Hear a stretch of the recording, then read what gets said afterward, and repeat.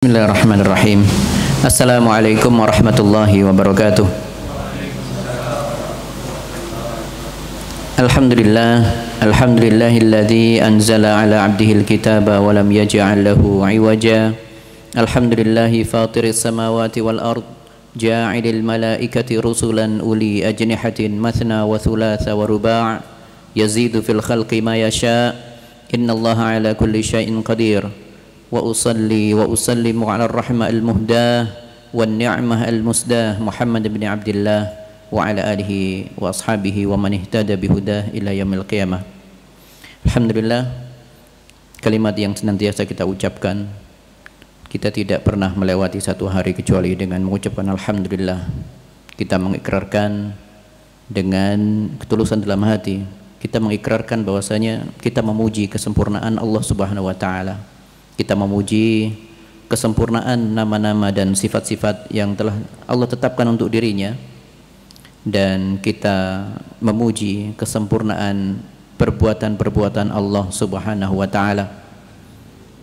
Jadi zat Allah sempurna, nama-nama dan sifat-sifatnya sempurna, dan apa yang Allah lakukan, apa yang Allah tetapkan berupa takdir, berupa syariat, semuanya sempurna, tidak ada kekurangan di dalamnya. Dan sekaligus kita bersyukur bahwa pada hari ini tanggal 10 Muharram tahun 1447 Hijriah, kita dipertemukan oleh Allah di masjid ini. Kita ingin mengisi waktu yang ada di dalam bulan Muharram ini, di tanggal 10 Muharram ini, dengan amal saleh tentunya. Kita mengharapkan pahala yang dijanjikan oleh Allah Subhanahu wa taala, keutamaan menuntut ilmu di masjid. Kata Nabi sallallahu alaihi wasallam, "Majtama'a qaumun fi baitin min buyutillah." Tidaklah suatu golongan, seseorang, suatu kelompok manusia berkumpul di rumah di antara rumah Allah, yatluna kitaballah, mereka membaca ayat-ayat Allah, wa yatadarasunahu bainahum, kemudian mereka mempelajarinya, illa nazalat alaihimus sakinah, kecuali Allah turunkan kepada mereka ketenangan jiwa, wa hafatsumul malaika, dan para malaikat akan mengitari mereka, wa ghasyiyatuhumur rahmah, dan Allah akan melimpahkan rahmat kepada mereka, wa dzakarahumullahu fi man indah, dan Allah akan memuji orang-orang yang menuntut ilmu di masjid, memujinya di hadapan para malaikat-malaikat Allah Subhanahu wa taala. Maka kita ingin mendapatkan tentunya dalam majelis ini untuk mengharapkan keutamaan menuntut ilmu itu. Kaum muslimin rahimakumullah, hal yang tadi kita sebutkan tentang memuji Allah itu ada konsekuensinya. Ketika kita memuji Allah, kita memuji kesempurnaan Allah, nama-nama, sifat-sifatnya, serta memuji kesempurnaan perbuatan Allah. Ketetapan Allah sempurna, apa yang Allah tetapkan berupa takdir dan berupa syariat kepada hamba-hambanya, semuanya sempurna, tidak ada kekurangan di dalamnya. Maka konsekuensinya adalah kita harus menerima dengan lapang dada, dengan legowo, bahkan dengan senang hati menyambut apa yang sudah ditetapkan oleh Allah Subhanahu wa taala. Allah juga berfirman dalam hal ini, Allah berfirman, wa rabbuka yakhluqu ma yasha wa yakhtar ma kana lahumul khiyarah. Ya, Tuhanmu yang menciptakan segala sesuatu ini, menciptakan apa yang Allah kehendaki, dan juga Allah memiliki kehendak, bebas memilih dari makhluk-makhluk tersebut apakah ada yang diberikan keutamaan daripada yang lainnya, ya. Maka itu sesuai dengan kehendak Allah. Tidak ada yang bisa melanggarnya, tidak ada yang bisa membantahnya atau protes terhadap ketentuan Allah. Dan itu adalah konsekuensi daripada kita mengucap alhamdulillah setiap hari, minimal 17 kali kita mengucapkan itu dalam Al-Fatihah, karena tidak ada satu sholat pun, ya, dan yang kita lewati kecuali di dalamnya pasti ada Al-Fatihah dan ada pujian tadi, alhamdulillahi rabbil alamin. Wa rabbuka yakhluqu ma yasha wa yakhtar. Allah menciptakan apa yang Allah kehendaki, ya, dan memilih dari ciptaan-ciptaannya yang dikehendakinya. Mau Allah memilih satu lebih mulia dari yang lainnya, yang satu diberikan tempat istimewa, Allah memberikan atau menunjuk waktu-waktu istimewa daripada waktu yang lain, padahal semua waktu itu baik, tetapi Allah memilih beberapa waktu dalam setahun memiliki keutamaan dan memiliki keistimewaan tersendiri. Demikian juga tempat, itu kehendak Allah dan tidak ada yang bisa protes dengan itu. Seperti Allah menentukan tanah yang istimewa di muka bumi ini, yang pertama adalah tanah haram di Mekah. Tanah haram di Mekah, tanah haram ada dua, tanah haram di Mekah, satu tanah haram di Madinah. Kata Nabi sallallahu alaihi wasallam, inni haramtul Madinah kama harrama Ibrahimu Makkah. Kama qala, aku telah mengharamkan atau menjadikan tanah Madinah ini sebagai tanah haram sebagaimana Ibrahim dulu menjadikan tanah kota Mekah menjadi tanah haram, tanah yang dimuliakan. Dan tanah yang atau bumi yang termulia di muka bumi ini, ya, tanah yang termulia di muka bumi ini adalah Masjidil Haram. Salat di dalamnya bisa 100.000 kali lipat daripada salat biasa itu di kota Mekah. Ya, di tanah haram di kota Mekah, di Masjidil Haram di kota Mekah. Adapun di Madinah, Allah memberikan keistimewaan juga 1000 kali lipat, 1000 kali. Adapun satu lagi Masjidil Aqsa 500 kali. Selain 3 masjid ini tidak memiliki keutamaan seperti 3 masjid tersebut. Nomor 1 Masjidil Haram di Mekah, yang kedua Masjid Nabawi, yang ketiga Masjid Aqsa. Bukan masjid-masjid itu tidak utama, enggak, semuanya utama. Ya, semua memiliki keutamaan, ya, bagus di sisi Allah, tetapi ada nilai yang lebih dari itu. Ya. Demikian juga dengan waktu. Dalam setahun Allah memberikan kita waktu yang berbeda-beda. Semua waktu baik karena yang menciptakan adalah Allah yang menciptakan waktu itu. Ya. Semua hari itu baik. Dalam setahun semuanya itu baik. Tetapi lihatlah Allah menentukan bulan ibadah, bulan diturunnya Al-Quran, bulan Ramadan. Kemudian itu dijadikan sebagai bulan ibadah, bulan berinteraksi dengan Al-Quran. Kemudian disambung lagi, Allah memberikan kesempatan yang mau haji silakan mulai di bulan Syawal.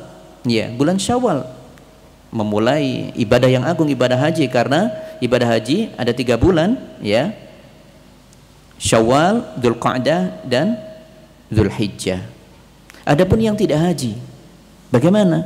Ada, silakan puasa, ya, atau yang belum berangkat haji, ya, masih ada kesempatan bulan Syawal menyempurnakan puasa yang sudah sempurna di bulan Ramadan 30 hari ditambah dengan 6 hari. Berikutnya setelah bulan Syawal ditemukan lagi dengan bulan Dzulqa'dah, di mana bulan Dzulqa'dah, Dzulhijjah, Muharram yang saat ini kita di dalamnya, dan nanti ada Rajab, itu menjadi bulan yang istimewa, yaitu bulan haram. Kata Allah Subhanahu wa taala, inna iddatash syuhuri 'indallahi 12 syahran fi kitabillah. Sesungguhnya dalam setahun itu ada 12 bulan sebagaimana yang ditetapkan oleh Allah.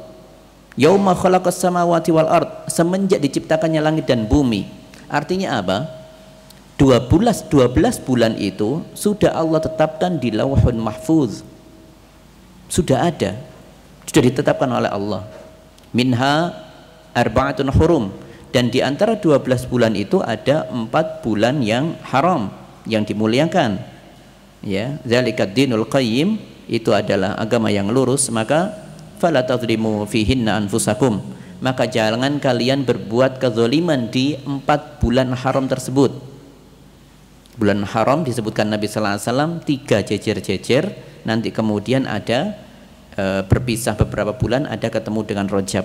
Yang 3 jejer-jejer adalah Dzulqa'dah, Dzulhijjah, Muharram. Adapun nanti ada satu lagi Rajab, itu mudhar, ya, baina Jumada wa Sya'ban. Rajab nanti diapit antara Jumadal akhir dan Sya'ban. Ya. Jadi ada 4 bulan yang diharamkan. Tadi di dalam firman Allah menyebutkan fala tazlimu fihinna anfusakum, jangan kalian berbuat kezaliman di dalamnya. Bukan berarti Di luar bulan haram itu boleh melakukan kezaliman. Justru penekanannya jangan lakukan di 4 bulan haram ini, menunjukkan nilai yang di dalamnya itu lebih besar kalau melakukan kezaliman. Inilah yang dijelaskan oleh Ibnu Abbas radhiyallahu anhu. Orang yang melakukan kemaksiatan, ya, sekecil apapun kemaksiatan di bulan-bulan haram, itu nilainya tidak sama dengan kalau ia melakukan kemaksiatan serupa di luar 4 bulan haram ini, ya. Dan bulan haram yang kita maksud tadi ada 4, saat ini kita masih ada di dalamnya, yakni bulan Muharram namanya, bulan Muharram. Jadi sekali lagi, bukan berarti kalau tadi tidak boleh berbuat kezaliman di 4 bulan haram, itu dibolehkan melakukan kezaliman di luar bulan haram. Tidak pernah diterima dalam agama Islam. Kezaliman itu tidak pernah diterima. Sampai kapanpun kezaliman tidak diterima, di bulan apapun, lebih lagi di 4 bulan haram ini. Semuanya harus lebih waspada dan berhati-hati. Adapun bulan Muharram, namanya mirip dengan bulan haram. Satu haram, satu Muharram. Bulan haram itu apa? Bulan yang dimuliakan, ya. Bulan yang dimuliakan. Ada satu lagi namanya tempat, namanya tempat tanah haram. Di sana berarti tanah itu dimuliakan. Di dalamnya tidak boleh menebang pohon dengan sembarangan, ya. Kemudian kalau menemukan barang itu tidak boleh diambil sampai orang pemiliknya itu menemukannya. Tidak boleh melakukan kezaliman satu dengan yang lain di sana, bahkan berburu tidak boleh di sana, di tanah haram, ya. Itu saking dimuliakannya, itu tanah haram. Bulan haram juga demikian, ya. Bulan yang dimuliakan, bulan yang dimuliakan berarti kita harus berhati-hati, tidak boleh untuk melakukan keburukan-keburukan di dalamnya. Justru yang perlu kita siapkan adalah apa yang harus kita lakukan. Bahkan Muharram itu penamaannya oleh Nabi sallallahu alaihi wasallam memiliki nama yang penyebutan yang istimewa.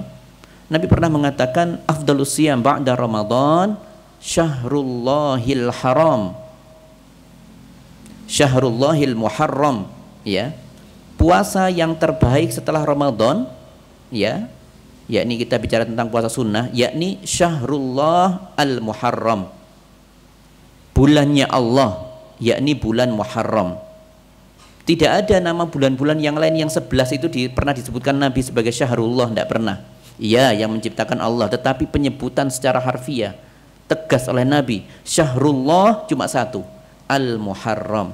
Sesuatu kalau sudah disandarkan kepada Allah, semuanya menjadi besar nilainya. Seperti kata Rasul. Rasul itu artinya delegasi, utusan.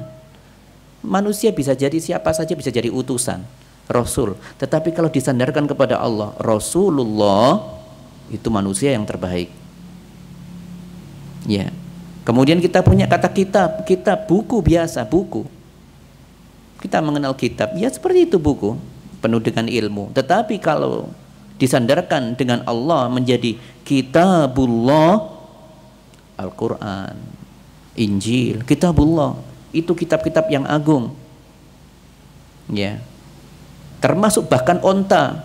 Wa qala lahum Rasulullah naqatallah wa suqiyaha, naqatallah, ontanya Allah. Onta menjadi sesuatu yang agung di situ ketika dinisbahkan kepada Allah, naqatallah, ya. Lah sekarang kita bicara tentang syahrullah al-muharram, bulannya Allah, yakni bulan Muharram, menunjukkan keistimewaannya, ya. Bulan Muharram memiliki keistimewaan tersendiri di sini. Artinya bahkan di antara 4 bulan haram yang ada itu, yang ada penekanannya itu justru di sisi penamaan bulan Muharram itu mirip namanya dengan haram, dari kata satu asal kata yang sama, ya. Jadi itulah bulan haram, dan kita sekarang ini bicara tentang bulan Muharram. Dan subhanallah, tadi kita sudah menyebutkan bagaimana kita memuji perbuatan-perbuatan Allah. Hasan Al-Basri pernah menyebutkan tentang bulan-bulan dalam agama Islam, bulan Hijriyah. Lihatlah kalau kita mencermati, bulan Islam itu diawali dengan bulan haram, diakhiri dengan bulan haram. Bulan pertama dalam bulan Hijriah itu apa? Bulan Muharram. Kita sekarang ini di dalamnya. Bulan kemarin bulan apa namanya? Bulan Zulhijjah. Itu jajar-jajar. Dzulqa'dah, Zulhijjah, Muharram, Rajab, bulan haram. Masya Allah ya. Agama Islam penuh dengan kebaikan, bukan tanpa kesengajaan tentunya seperti itu. Ya. Bagaimana Allah memberikan waktu, diberikan awal waktu dengan awal waktu yang baik, yang dihormati, dan diakhiri dengan akhir tahun yang baik, yaitu Dzulhijjah. Masya Allah ya. Agama Islam semuanya sempurna di dalamnya. Kemudian kaum muslimin rahimakumullah, sebelum kita bicara tentang apa yang harus kita lakukan di bulan Muharram dan apa saja yang harus dihindari di bulan Muharram ya, dan menjadi kebiasaan yang harus ditinggalkan ya, karena sudah menjamur di tempat tinggal kita ya. Sebelumnya kita perlu mengenal tentang atau mengulang kembali tentang bagaimana konsep penilaian amalan soleh dan amalan-amalan buruk. Ya, kata Allah Subhanahu Wa Taala, "Man jaa bil hasanati falahu asyru amsalihha." Barang siapa yang melakukan satu kebaikan, ia mendapatkan 10. Jadi dikalikan 10. Wa man jaa bis sayyi'ati fala yujza illa mithlaha. Adapun kalau melakukan keburukan, maka nilainya ya semisal dengan keburukan itu. Kalau satu keburukan tidak pernah dilipat gandakan menjadi 10, cukup satu. Yang pertama, konsep penilaian amal saleh itu berdasarkan rahmat Allah Subhanahu Wa Taala. Satu kebaikan dinilai minimal 10, bahkan kata Nabi Sallallahu Alaihi Wasallam, yudha'aful hasanatu bi asyri amsalihha ila 700 dhi'fin. Satu kebaikan minimal dikalikan 10 sampai 700 kali lipat. Itu untuk kebaikan. Berarti ini ada rahmat Allah di baliknya. Adapun untuk amal kemaksiatan, dosa, beda. Ya. Seperti yang tadi kita sebutkan dalam firman Allah ya, wa man jaa bis sayyi'ati fala yujza illa mislaha. Kalau melakukan keburukan, maka nilainya cuma satu, tidak dilipat gandakan. Ini sifat keadilan Allah. Sifat keadilan Allah. Ya. Dan bagaimana lihat rahmatnya Allah? Allah ingin hamba-hambanya memiliki banyak kebaikan daripada keburukan. Sampai dibuka pintu lebar-lebar. Minimal satu kebaikan 10 sampai 700 kali lipat. Bahkan kalau puasa ya, itu amalan yang istimewa. Fa innahu li wa ana ajzi bih, itu amalan yang istimewa, tidak disebutkan jumlahnya. Ya. Nah, bagaimana dengan di bulan Muharram atau di bulan-bulan haram ini? Bulan Muharram memiliki keistimewaan, dan bulan haram itu juga ada di bulan-bulan haram. Maka kita juga berusaha untuk apa? Mengisi dengan kebaikan. Di luar bulan haram saja ya, kebaikan itu sudah dikalikan minimal 10 sampai 700. Bagaimana kalau di bulan haram? Di bulan haram kualitasnya dibesarkan, nilainya dibesarkan.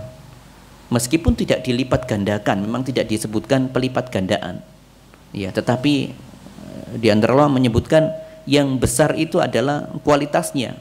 Besarnya itu menjadi lebih, bukan dikalikan beberapa kali. Kalau misalnya satu puasa dibentukkan dalam bentuk rupa genggaman, satu puasa satu kebaikan ya selain puasa, misalnya mengambil sampah diletakkan di tempatnya, ya itu masuk kategori iman yang paling minim itu ya pembuktiannya, yaitu menghilangkan keburukan di jalan, bahaya di jalan, yaitu menghilangkan sampah di jalan.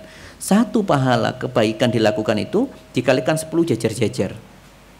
Gampangnya begitu. Jadinya kalau dikumpulkan lebih banyak, ya bobotnya lebih besar. Nah, kalau di bulan haram maka tidak dikalikan seperti ini, tetapi kualitasnya menjadi semakin besar. Kurang lebihnya begitu gambarannya ya. Jadi nilainya yang asalnya mungkin satu genggam seperti ini bisa menjadi semakin besar. Ala kulli hal, dua-duanya ini bisa memberatkan timbangan. Lebih besar ya kualitasnya, kapasitasnya untuk memberatkan timbangan. Ya. Nah, kalau di luar bulan haram keburukan itu tidak dilipat gandakan dan tidak memberatkan, beratnya tidak bertambah. Di bulan haram itu berbeda. Ia tidak dilipat gandakan jadi beberapa kali, tidak, tetapi nilainya menjadi besar. Membuang sampah sembarangan, ya, itu menyediakan bahaya untuk orang lain. Itu lihatlah bahaya. Sesuatu yang dianggap remeh kecil menjadi nanti sesuatu yang bisa menyumbat, selokan, jadi sarang nyamuk dari sebagainya. Ya, sampah. Kalau asalnya dosanya kecil seperti ini di luar bulan haram, maka di dalam bulan haram bentuknya bisa menjadi lebih besar dan lebih berat seperti itu.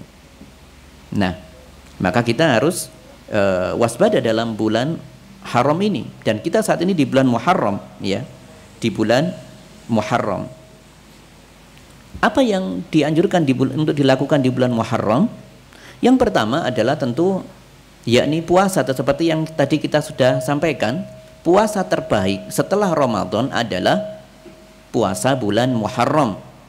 Kapanpun, mau mulai tanggal 1, 2, 1, 3, mau diselang-seling tidak apa-apa. Ya. Di antara ulama bahkan membolehkan untuk puasa penuh. Sebulan penuh ya tidak apa-apa bagi yang kuat, ya. Bagi yang kuat tidak apa-apa. Tetapi ulama yang lain menyebutkan berdasarkan hadits Aisyah radhiyallahu anha, beliau mengatakan ma raaitu Rasulullah sallallahu alaihi wasallam istakmala siyami syahrin, ya, illa Sya'ban atau kama qala. Saya tidak pernah mendapati Nabi sallallahu alaihi wasallam puasa sebulan penuh dengan jumlah yang banyak, ya, atau puasa sebulan penuh itu selain Ramadan. Kalau di luar bulan Ramadan, beliau tidak pernah sebulan penuh itu puasa. Yang paling banyak dilakukan puasa itu justru di bulan Sya'ban. Itu pun tidak penuh, ya. Maka hukum asalnya di sini Nabi tidak pernah intinya melakukan puasa sebulan penuh di bulan Muharram, karena ada juga hadis yang menegaskan hal ini, yakni afdhalus siyam Daud, puasa yang paling utama itu adalah puasa Daud. Maka barang siapa yang puasa Daud itu setahun penuh misalnya, ya sudah, terus saja puasa Daud sampai di bulan-bulan Muharram itu puasa seperti seperti yang dilakukan sebelumnya, yaitu puasa Daud, 1 hari puasa 1 hari berbuka, seperti itu, ya. Tapi intinya di sini bulan Muharram adalah bulan terbaik untuk berpuasa. Maka ketika kita mampu untuk berpuasa, kita gunakan untuk kita isi untuk berpuasa, ya. Kita isi untuk berpuasa. Dan kemudian ada puasa yang khusus di dalamnya, ya, yang bisa diisi di dalamnya, yang memiliki keutamaan di bulan Muharram, yakni puasa Asyura, ya. Puasa Asyura, yakni puasa yang dilakukan tanggal 10 bulan Muharram. Ini ada sejarahnya. Puasa bulan Asyura ini didapati dalam sebuah riwayat bahwasanya karena siam Asyura yasumuhu Nabi sallallahu alaihi wasallam, yasumuhu Quraisy, yasumuhu yakni Quraisy fil jahiliyah. Orang-orang Quraisy, ya, mereka berpuasa di masa jahiliyah dulu, puasa Asyura. Orang-orang musyrik puasa Asyura. Wa kana yasumuhu Nabi sallallahu alaihi wasallam, dan Nabi melakukan puasa itu selama di Mekah 13 tahun. Itu puasa Asyura setiap tahunnya di kota Mekah, ya. Tetapi tidak pernah menyuruh para sahabat untuk melakukan puasa Asyura, kecuali ketika Nabi sallallahu alaihi wasallam lamma qadiban Nabi Madinah, ketika masuk ke kota Madinah pertama kali tahun pertama Hijriah, ya, beliau baru menyampaikan dan memerintahkan kepada para sahabat untuk melakukan ibadah puasa Asyura ini, diwajibkan saat itu sebelum puasa Ramadan diwajibkan. Jadi puasa Ramadan itu diwajibkannya itu tahun 2 Hijriah di Madinah. Nah, ketika Nabi tahun pertama hijrah di Madinah, di situ belum ada kewajiban puasa bulan Ramadan, ayat belum turun. Dan Nabi saat itu mewajibkan kepada para sahabat, sumu, puasalah kalian, ya. Faman asbaha muftiran falyutim yaumahu falyutim siyamahu. Yang tadi pagi, bahkan waktu itu menyampaikannya dengan mendadak waktu itu. Ketika di Madinah tahun pertama Hijriah, berbicara kepada para sahabat, yang tadi pagi yang tadi pagi tidak puasa niatnya, ya masih makan, ya. Kemudian mulai sekarang ini hentikan makannya, puasa sampai nanti sore, diwajibkan. Yang tadi sudah niat puasa, maka lanjutkan puasanya sampai nanti sore. Ini perintah diwajibkan puasa Asyura tahun pertama Hijriah. Sampai kemudianlah turun ayat firman Allah Subhanahu wa taala, "Syahrul Ramadan alladzi unzila fihil Qur'an hudal linnas wa bayyinat minal huda wal furqan faman syahida minkumus syahra falyasum." Barang siapa yang sudah melihat tanda bulan Ramadan besok datang, maka semuanya wajib puasa Ramadan sebulan penuh. Itu di tahun kedua Hijriah.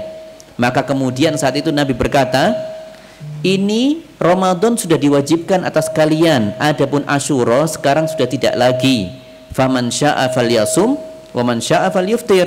Siapa yang mau berpuasa lanjut silakan berpuasa di bulan Asyura tanggal 10-nya. Kalau tidak menginginkan, sudah tidak puasa, tidak apa-apa. Intinya statusnya berubah.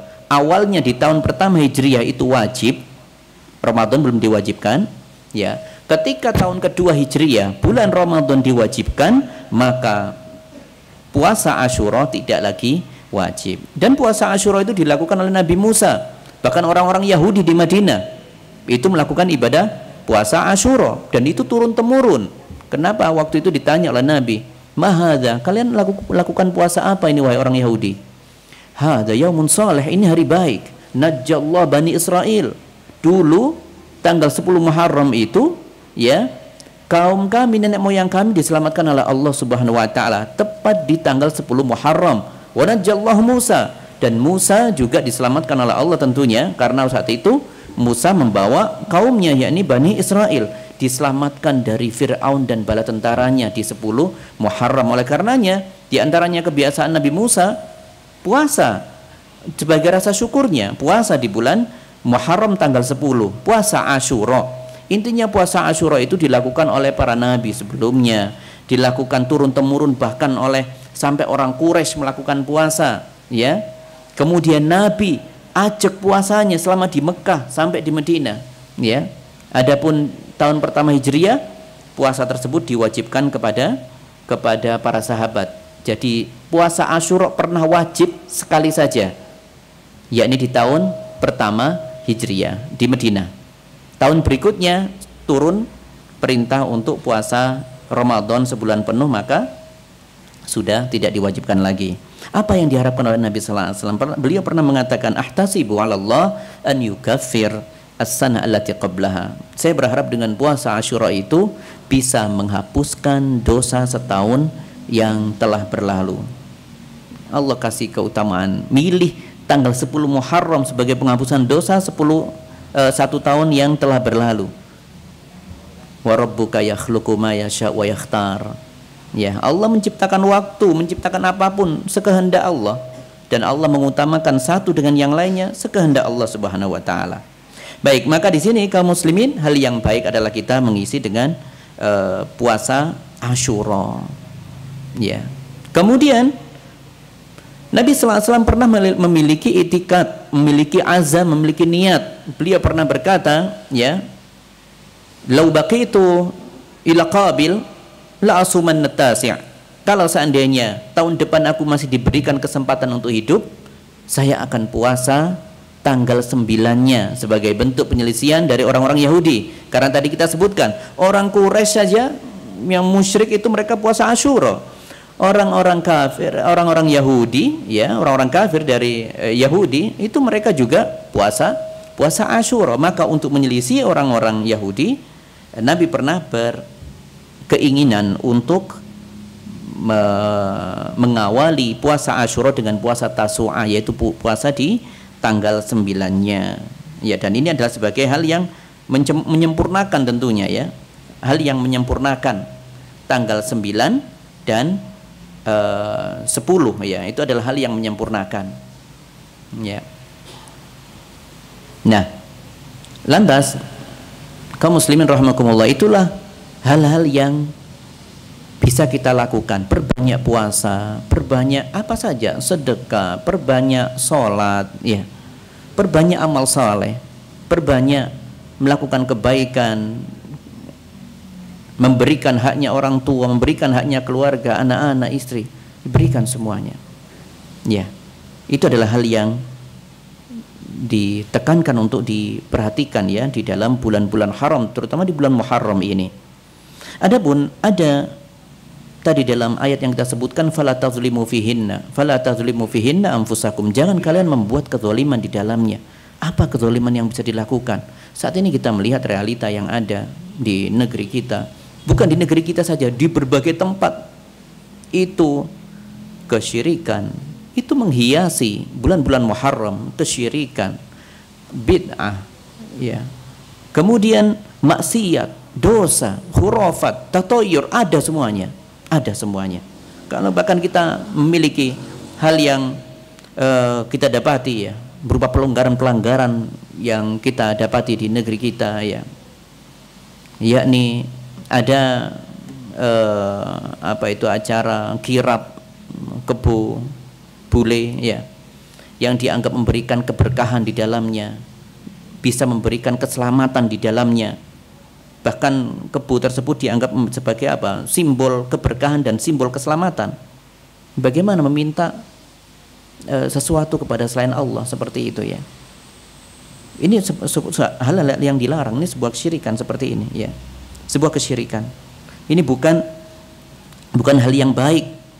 Bahkan kalau kita melihat ada di antara mereka mengatakan, apa tujuannya melakukan kirab itu? Ya ini untuk memperingati tahun baru. Dan tahun baru itu adalah tujuannya untuk meminta keselamatan dan keberkahan. Subhanallah ya. Kemudian dijadikan sarana untuk introspeksi diri. Kan ada acaranya seperti itu. Kalau ada surauan, itu biasanya apa yang digaungkan oleh mereka ini adalah sarana untuk melakukan introspeksi diri, evaluasi diri. Ini salah dari berbagai sisi ini ya. Ya. Pertama, perayaan. Kalau dikatakan perayaan, ini bukan sesuatu yang harus dirayakan. Satu Muharram seperti hari-hari yang lainnya, ya, tidak ada yang dirayakan karena Allah sudah membatasi perayaan dalam setahun itu hanya ada 2. Innallaha qad abdalakum bihima khairan minhuma yaumun nahr wa yaumul fitr.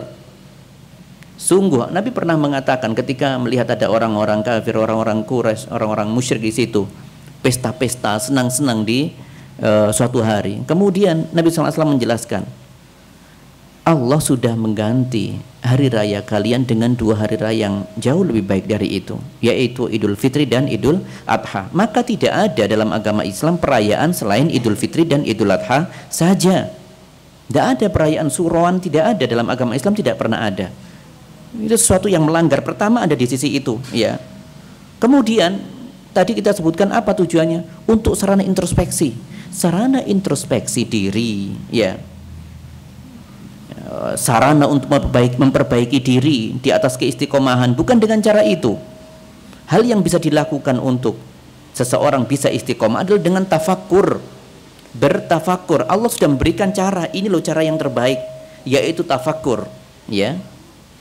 Ya, tafakur seperti dalam ayat firman Allah, inna fi khalqis samawati wal ard wa ikhtilafil laili wan nahar la ayat liulil albab. Sesungguhnya dalam penciptaan langit dan bumi itu ada tanda-tanda kekuasaan Allah bagi orang-orang yang berakal. Alladzina yadhkurunallaha qiyaman wa qu'udan wa ala junubihim. Dan kemudian itu bagi orang-orang yang selalu mengingat Allah dalam keadaan berdiri, duduk ataupun terlentang, ya. Wa yatafakkaruna fi khalqis samawati wal ard. Dan kemudian mereka bertafakur, memikirkan itu semuanya. Ya. Rabbana ma khalaqta hadza batilan subhanak. Wahai Allah, Kau tidak menciptakan ini semuanya dalam keadaan sia-sia. Maha suci Engkau ya Allah. Faqina adzabannar, maka selamatkan kami semuanya dari api neraka. Tadi yang disebutkan dalam ayat itu adalah ayat perintah untuk bertafakur. Nabi sallallahu alaihi wasallam ketika suatu malam pernah diceritakan oleh Aisyah, oleh Ibnu Abbas saat itu. Ibnu Abbas pernah tinggal di tempat bibinya yaitu Maimunah, ingin mengetahui apa yang dilakukan Nabi sallallahu alaihi wasallam. Ternyata apa yang didapati? Nabi bangun dari tidurnya, tidur seperti kita, awal malam tidur, kemudian di tengah malam wudhu dengan wudhu yang ringan, kemudian sholat. Setelah sholat beliau keluar dari rumah, melihat langit, membaca ayat ini, inna fi khalqis samawati wal ard wa ikhtilafil laili wan nahar la ayatin liulil albab, sampai ayat akhirnya tadi itu, sambil melihat angkasa, merenungkan ya gimana semuanya ini sempurna yang diciptakan Allah. Ma tara fi khalqir rahmani min tafawut, tidak ada satupun ciptaan Allah itu yang berantakan, tidak ada, semuanya sempurna, tidak bertabrakan bintang dengan bintang yang lainnya, bulan tetap di orbitnya, matahari tetap di orbitnya, sempurna. Setelah bertafakur ya, melihat keagungan makhluknya Allah, tetapi tidak mengagungkan makhluknya itu, tidak mengagungkan makhluknya, justru mengagungkan siapa? Penciptanya, Allah. Ya, jadi timbul rasa pengagungan terhadap penciptanya. Kemudian kembali lagi masuk ke rumah, bersiwak, wudhu, sholat lagi. Setelah sholat keluar lagi dari rumahnya. Itu yang diamati oleh Ibnu Abbas. Ternyata beliau melihat langit lagi dan membaca ayat yang sama. Itulah ketika penggabungan antara zikir dengan tafakur, ibadah yang sempurna. Apalagi Allah Subhanahu wa taala, yanzilu rabbuna taala ya tabaraka wa taala kulla lail, ya, setiap malam Allah turun ke langit bumi ya, di sepertiga malam terakhir Allah turun dan mencari hamba-hambanya. Hal min sa'ilin fa'u'tih, mana hambaku yang meminta, pasti aku kasih sekarang ini. In mustaghfirin fa'aghfirullah, mana hamba-hambaku yang meminta ampun, pasti aku akan ampuni. Hal min ta'ibin fa'atub alaih, mana hambaku yang bertobat, malam ini aku terima tobatnya. Sehingga ketika seorang menggabungkan antara zikir ya dengan tafakur, itu adalah ibadah yang sempurna, ibadah yang sangat sempurna. Ya, bukan dengan cara-cara seperti ini, perayaan seperti ini tidak ada manfaatnya, ya, tidak ada manfaatnya. Keliru dari berbagai aspek di sini ya. Ya, justru kita mengingat Allah di berbagai setiap malam, bukan di satu malam saja. Di malam Syuro berani melekan, ya dibelan-belani melekan sampai pagi, ya kan, mereka melekan sampai pagi itu. Giliran di malam yang lainnya Allah sudah nyari, mana hambaku yang minta ampun aku terima, tidak ada yang bangun, tidak ada. Keliru semua seperti ini, ya, salah seperti ini bukan hal yang diinginkan dalam agama. Apalagi di dalam acara tersebut ada puasa bicara, ya, kita itu justru suruh banyak berzikir kok malah mingkem. Zikir itu bersuara, zikir dengan berlafaz. Bagaimana mau bertafakur kemudian berzikir subhanallah, mau subhanallah dalam hati, subhanallah alhamdulillah, tidak mungkin terjadi itu. Ya, zikir harus dengan lisan, hati dan lisan. Nah, bagaimana orang mau berzikir, mau bertafakur? Alasannya kan tadi mereka mengatakan ini sebagai sarana introspeksi diri, keliling ya kemana-mana, kemudian dengan berdiam diri. Ini nanti justru dipertanyakan, untuk apa mulut yang aku ciptakan padamu ini kalau tidak gunakan untuk berzikir? Ingat ancaman Allah, inna sam'a wal basar wal fuada kullu ulaika kana anhu mas'ula. Semua alat-alat, semua anggota tubuh kita ini yang diberikan ini, kalau tidak digunakan dalam ketaatan, semuanya kan dimintai pertanggungjawaban. Kamu sudah bisa bangun malam, kok tidak digunakan untuk berzikir mulutnya, kok malah menyengaja diam, ya kan ada itu.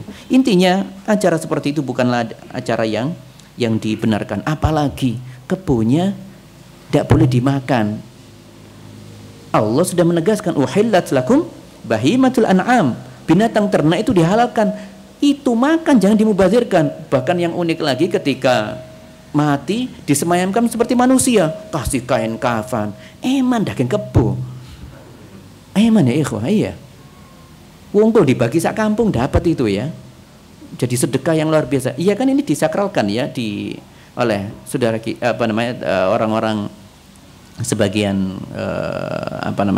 bahkan oleh sebagian kaum muslimin yang disayangkan di situ ya. Kalau orang yang non muslim silahkan mau melakukan itu urusan mereka ya. Yang justru membuat hati kita tergerak itu sebenarnya adalah ketika melihat mereka yang memiliki atribut Islam, mengaku dirinya Islam, tetapi jatuh pada masalah ini. Itu yang jadi masalah.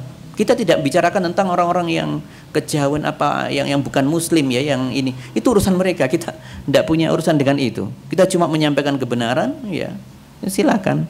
Mau lanjut dengan kesyirikannya silakan. Tetapi yang kita sayangkan adalah kaum muslimin. Banyak yang sampai menyengaja pergi ke Jawa Tengah sana demi mengikuti acara ini. Ya, persiapan matang ya. Ya, grebek suro dan sebagainya. Intinya suro ya, dengan apa yang ada itu tidak ada kebaikan di dalamnya. Apalagi kotorannya jadi berkah. Rebutan teletongnya katanya jadi berkah. Subhanallah, agama Islam tidak pernah menghargai kotoran seperti itu. Mau sholat saja kita suruh menjaga kebersihan. Wasiyabaka fatahhir. Mau sholat loh suruh membersihkan bajunya. Baju saja sudah disuruh bersihkan. Lah kok malah membasahi tangannya dengan butiran warna hijau itu ya, teletong-teletong itu ya. Waliyadzubillah. Dijadikan sebagai apa itu? Keberkahan dan sebagainya ya. Itu bukan hal yang baik ya. Itu sesuatu yang buruk. Agama Islam menghendaki kebersihan.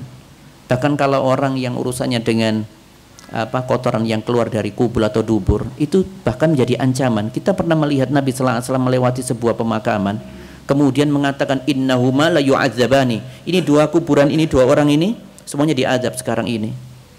Ahaduhuma ya la yastanzihu minal baul. Yang satu karena urusannya apa?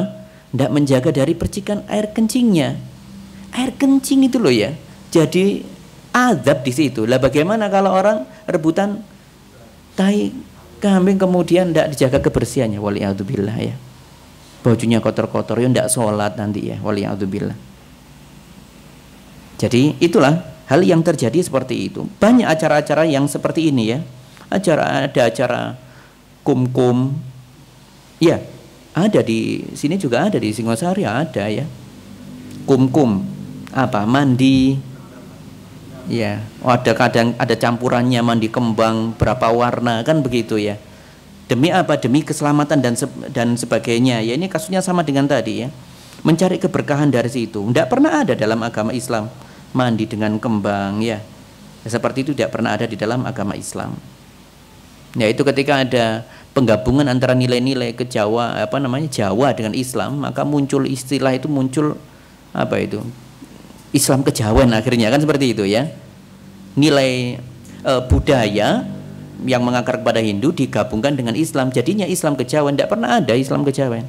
Nantilah ada Islam kejawen, ada Islam kearapan nanti ya. Kan ada kejawen kearapan nanti ya. Tidak ada seperti itu. Islam universal untuk seluruh negeri ya sama. Muadaya juga yang malah puasa, puasa? Topo, semedi, ada yang semedi di bulan Suro ya. Banyak hal-hal yang dilakukan. Semedi katanya tujuannya apa? Untuk mencari ketenangan ya, untuk mencari keberkahan. Nah, padahal bukan itu yang diinginkan. Untuk mencari keberkahan ya baca Al-Quran ya, minta pertolongan kepada Allah. Katanya juga untuk apa? Untuk menenangkan pikiran dengan ayatullah ya, dengan sholat. Nabi SAW kalau sedih saja idza hazabu amron sholat.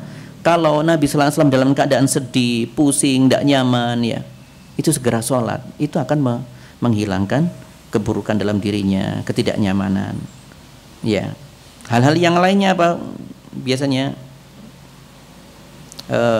nyuci keris, mandikan keris ya. Mandikan keris ini bukan keris saja, semua yang dianggap benda pusaka ya, termasuk keris dimandikan. Buat apa ya, ya. Katanya apa? Di antara mereka mengatakan tujuannya apa? Agar tidak terhindar dari bala misalnya ya. Tidak terhindar dari bala. Nabi sudah menjelaskan masalah ini ya. Bahkan diberikan cara, berdoalah kepada Allah. Apa doanya? Allahumma inni a'udzubika min jahdil bala ya wa darakis syaqa wa su'il qada wa syamamatil a'da. Ya Allah, aku berlindung kepadamu ya. Dari apa? Dari keburukan ya yang berat, cobaan yang berat, bala yang berat ya. Ya Allah, jangan berikan aku cobaan yang berat ya Allah ya.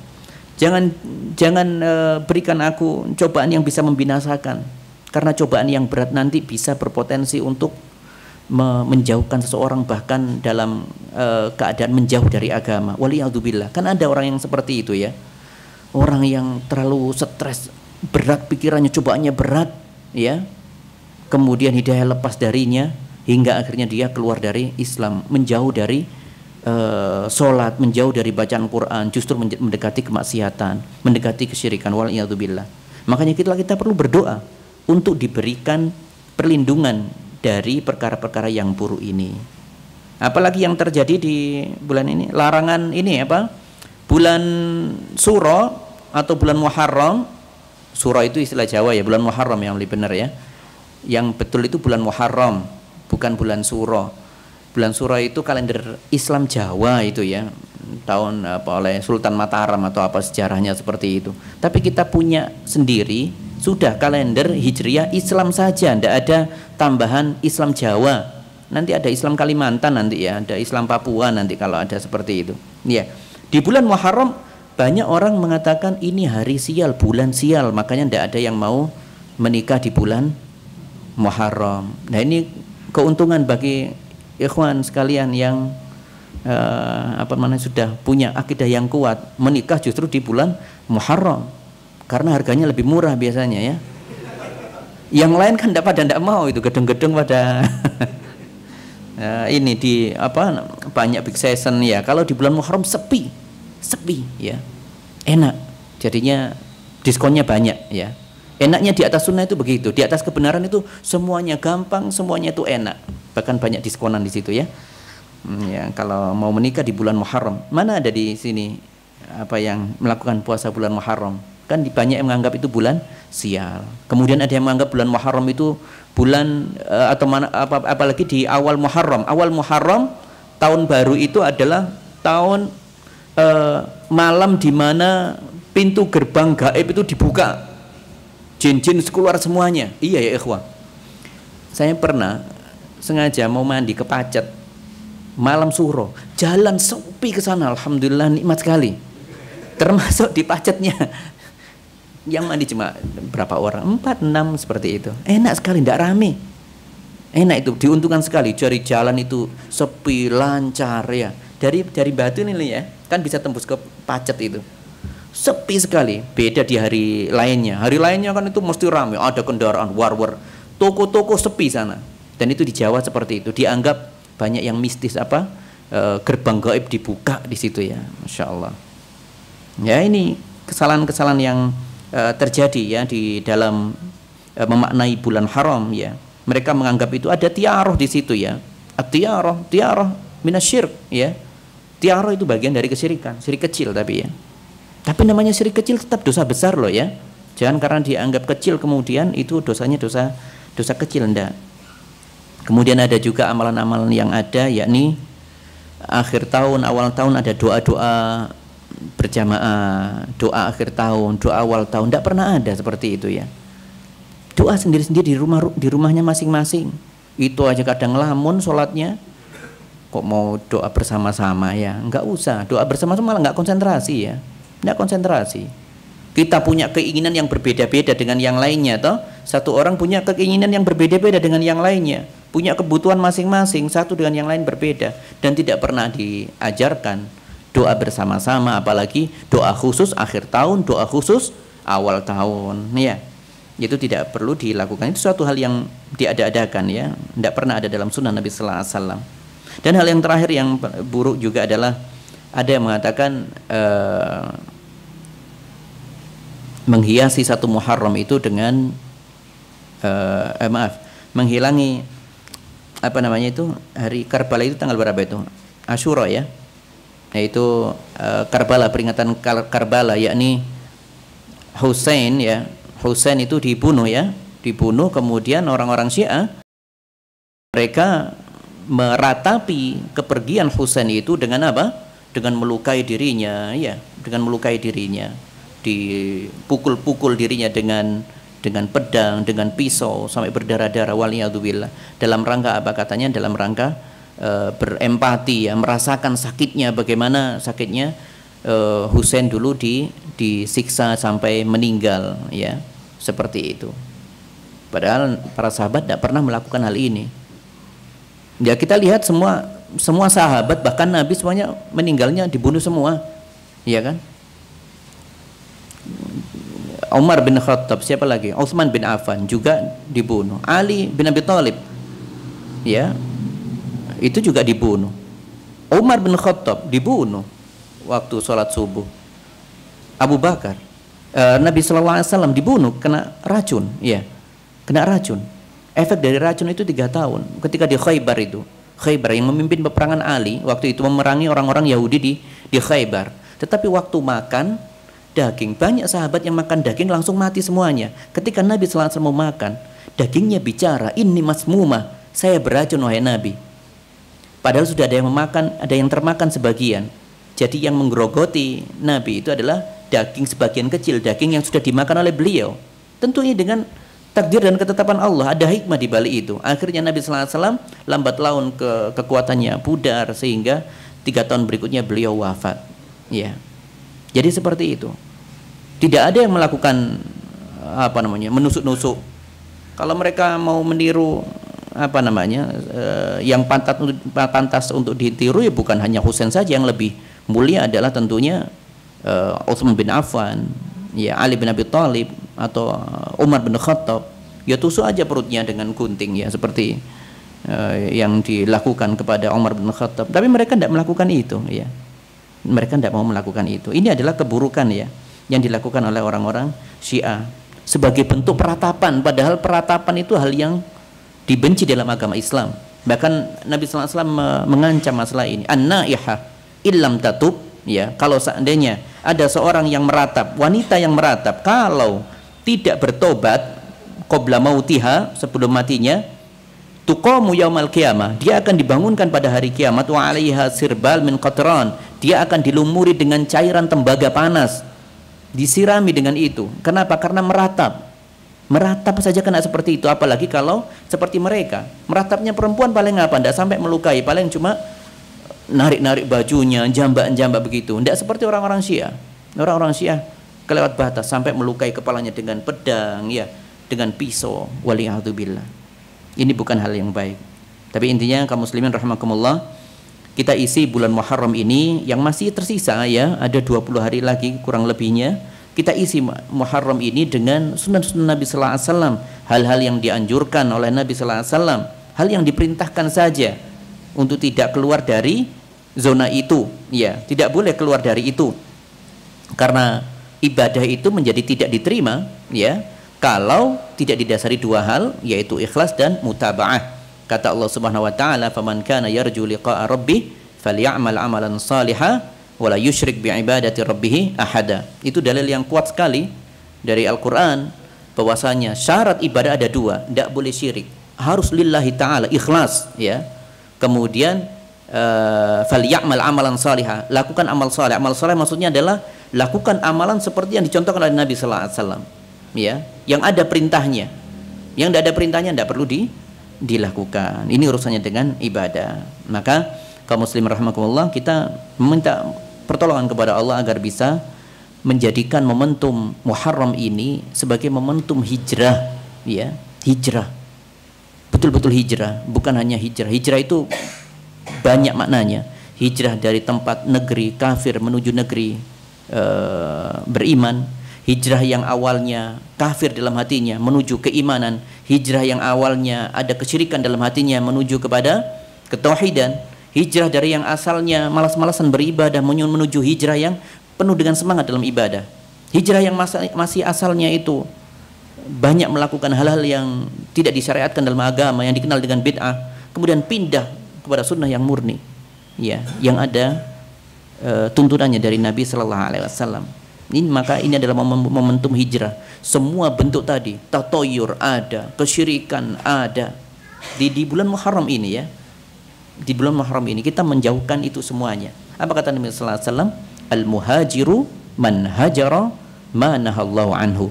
Orang yang berhijrah itu adalah orang yang menjauhkan diri dari apa yang Allah larang untuknya. Maka semoga Allah berikan kita hidayah dan taufiknya untuk bisa tegak di atas sunnah Nabi Sallallahu Alaihi Wasallam dan bisa mengisi kehidupan kita ini dengan amal-amal saleh dengan penuh keikhlasan sehingga menjadi amal yang bermanfaat untuk diri kita dalam rangka menyambut pertemuan kita dengan Rabbul Alamin. Semoga Allah memberikan kita tempat terbaiknya di surganya kelak, yakni di surga terbaik yaitu surga Firdaus. Amin ya Rabbal Alamin. Dan semoga ibadah yang kita lakukan di bulan Muharram, terutama di tanggal 9 dan 10, semoga puasanya diterima oleh Allah Subhanahu wa taala. Amin ya Rabbal Alamin. Hadza wallahu a'lam bissawab. Sudah cukup?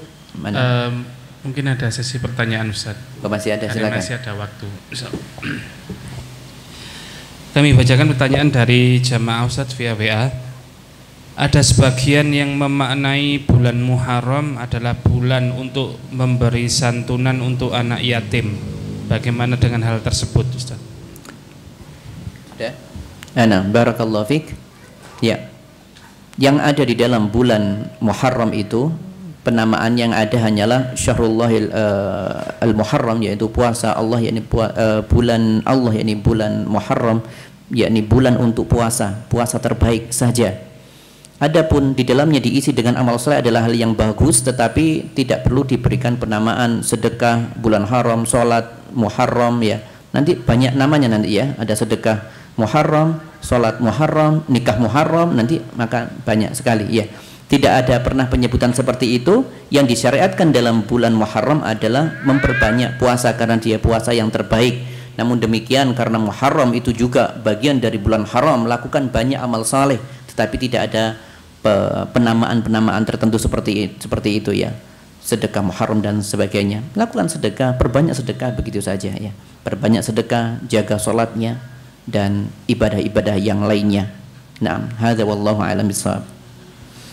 Menyambung yang tadi Ustaz, jadi tidak ada istilahnya hari raya untuk anak yatim, Ustaz? Tidak ada. Nah, ada hari raya banyak sekali nanti, ya. Hari raya anak yatim, habis itu ada hari raya anak-anak piatu nanti. Kan sudah ada hari ibu, hari ayah, hari mbah, nanti banyak sekali. Tanggal merah terlalu banyak nanti, ya. Jadi tidak ada istilah-istilah untuk perayaan, cuma dua saja dalam agama Islam. Tadi apa itu? Yaumul Fitr dan Yaumun Nahar. Idul Fitri dan Idul Adha saja. Tidak ada hari raya Muharram, hari raya Maulud, hari raya apa, tidak pernah ada dalam agama Islam. Hadza wallahu a'lam bishawab. Tadi disebutkan ada ulama yang mengatakan dianjurkan untuk puasa sebulan, Ustaz. Sedangkan kata Nabi puasa yang terbaik itu puasa Daud 1 hari, puasa 1 hari berbuka. Bagaimana mengkompromikan dalil tersebut, Ustaz? Masya Allah. Nah, barakallahu fiik.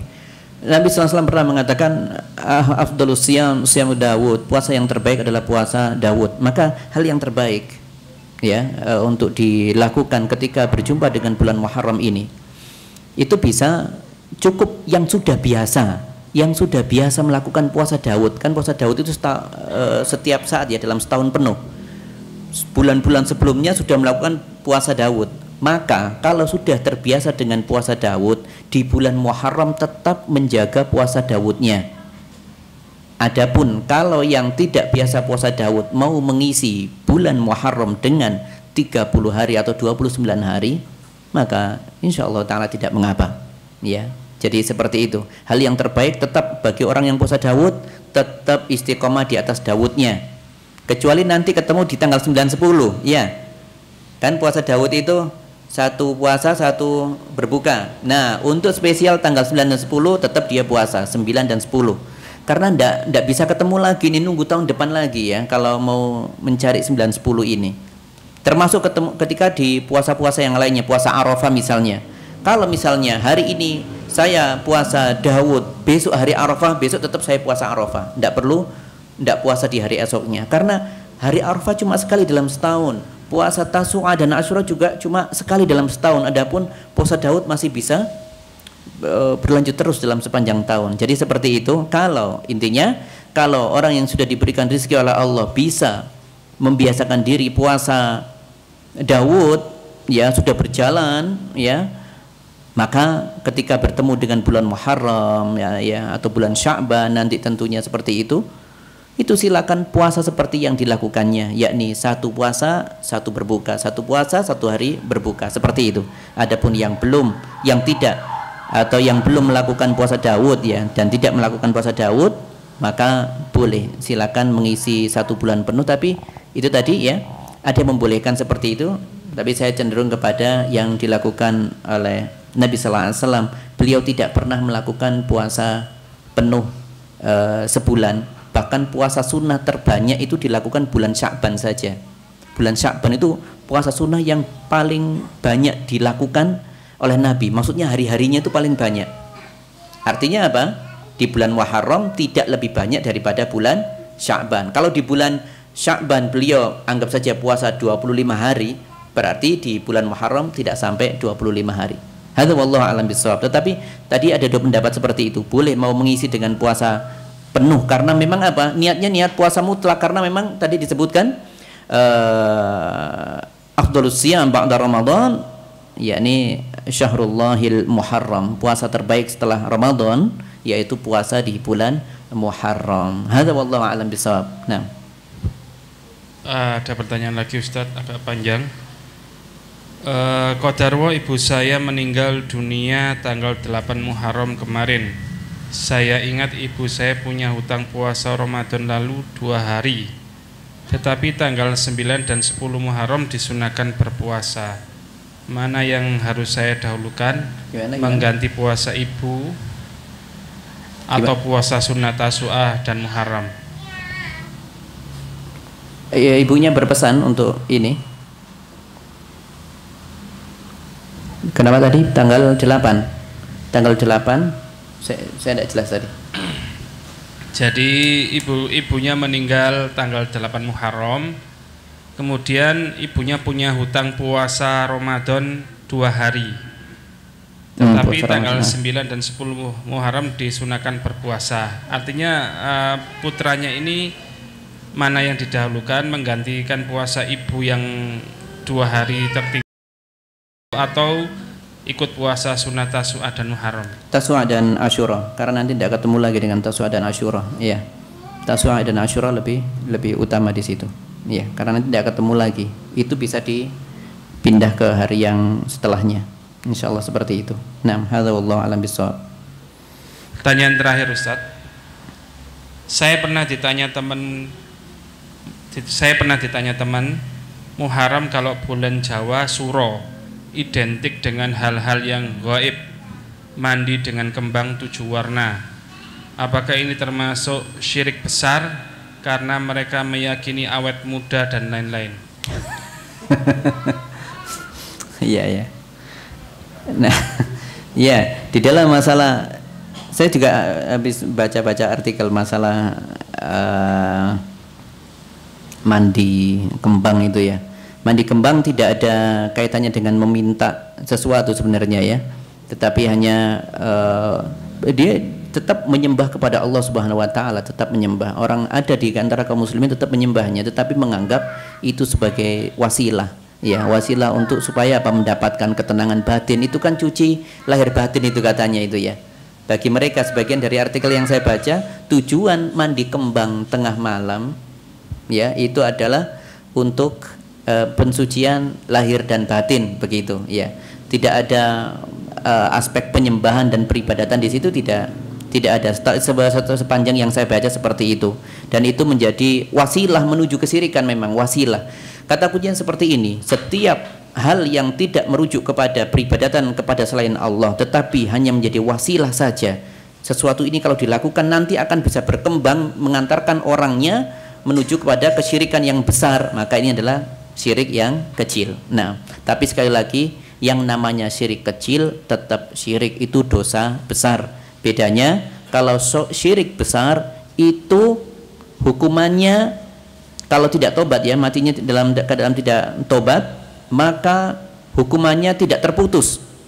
Khalidan mukhalladan finnar, abadi selama-lamanya di neraka. Adapun syirik kecil itu bisa terputus azabnya, ya, tapi tetap termasuk dosa besar, itu dosa besar. Waliyadzubillah, ya. Jadi seperti itu. Untuk mandi kembang tidak sampai masuk ke ranah syirik besar ya, karena tidak ada peribadatan penyembahan kepada Allah dan sebagainya, tidak ada di situ. Sepanjang yang saya baca seperti itu, hanya ingin supaya dirinya bersih tapi dengan cara yang salah, begitu ya. Kemudian ingin mendapatkan keberkahan dengan mandinya itu, ya. Hadza wallahu a'lam bishawab. Nah. Baik Ustadz, dicukupkan pertanyaan, tapi sebelum ditutup ini ada titipan dari jamaah minta tolong didoakan agar beliau dan suaminya diberikan keturunan yang soleh dan solehah. Mungkin belum punya anak Ustadz. Ya. Nah. Baik, kaum muslimin rahimakumullah, sebelum kita akhiri ya, kita berdoa kepada Allah Subhanahu wa taala agar apa yang kita lakukan di sore hari ini semuanya diterima oleh Allah. Kegiatan menuntut ilmu kita, semoga Allah berikan keikhlasan pada diri kita dalam kegiatan menuntut ilmu ini. Semoga Allah berikan keikhlasan untuk kita dalam menjalankan perintah-perintahnya, dalam menjalankan puasa yang Allah perintahkan kepada kita, dalam menjalankan sholat yang Allah perintahkan kepada kita, dalam memberikan haknya Al-Quran. Semoga Allah berikan kita keistiqomahan, semoga Allah berikan keikhlasan, semoga Allah bimbing kita untuk selalu berada di jalan yang benar sesuai dengan sunnah Nabi SAW.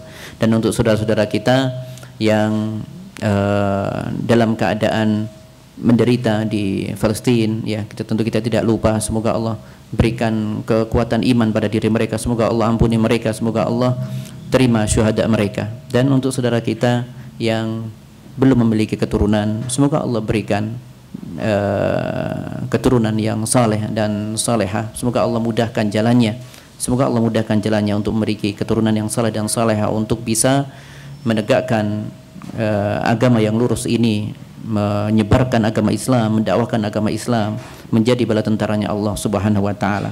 Amin ya rabbal alamin. Kita tutup dengan memohon ampun kepada Allah dengan membaca kafaratul majlis. Subhanakallahumma bihamdika asyhadu an la ilaha illa anta astaghfiruka wa atubu ilaik. Assalamualaikum warahmatullahi wabarakatuh.